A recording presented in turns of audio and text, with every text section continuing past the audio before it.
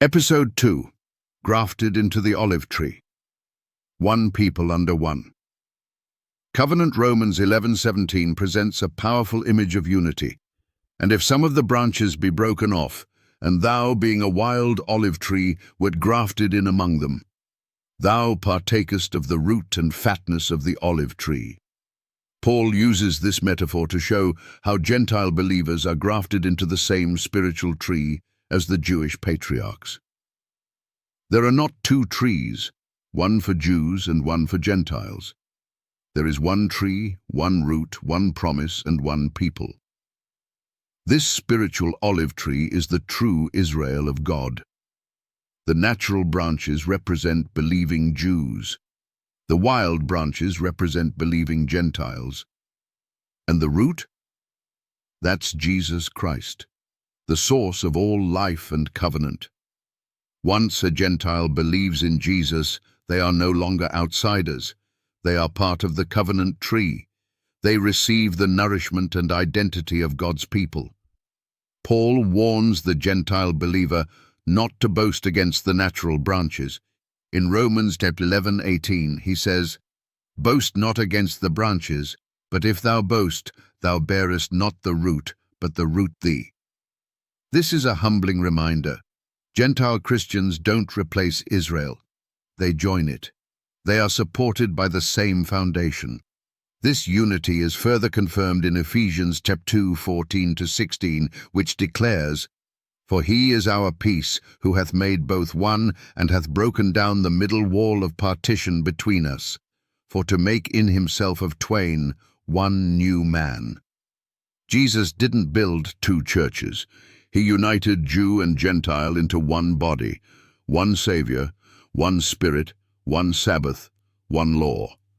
Under the Old Covenant, the people of God were identified by outward signs, circumcision, lineage, and ritual. But under the New Covenant, God says in Hebrews 8:10, "I will put my laws into their mind and write them in their hearts." This covenant includes the 10 Commandments. It is the same law, but now internalized through the Spirit. If Gentiles are grafted into Israel, then they are under the same covenant obligations. That includes keeping the Sabbath, honoring God's name, avoiding idolatry, and living by God's moral law. There is no two-tiered system, no division. All are one in Christ Jesus, Galatians 3:28. Many Christians falsely believe that being under grace exempts them from God's law, but Romans 6:14-15 clarifies, "For sin shall not have dominion over you, for ye are not under the law, but under grace. What then? Shall we sin because we are not under the law, but under grace? God forbid." Grace doesn't eliminate obedience, it empowers it. To be grafted in is to receive the full covenant. Not just the blessings, but also the responsibilities. Just as Israel was called to be a light to the nations, so are Gentile believers called to live holy lives that reflect God's character. This includes Sabbath keeping, faithfulness, reverence, and love. The image of the olive tree teaches us that we do not have a separate Gentile identity. We are not outsiders visiting someone else's kingdom. We are citizens, family, heirs. We drink from the same spiritual root that nourished Abraham, Moses, David, and Isaiah. Their God is our God. Their law is our law. Their Sabbath is our Sabbath.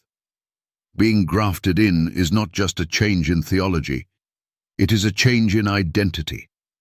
The Gentile in Christ becomes a spiritual Jew, no longer wild, no longer separate, but now one with the people of God, rooted in truth, growing in obedience, and producing the fruits of righteousness that glorify the Father.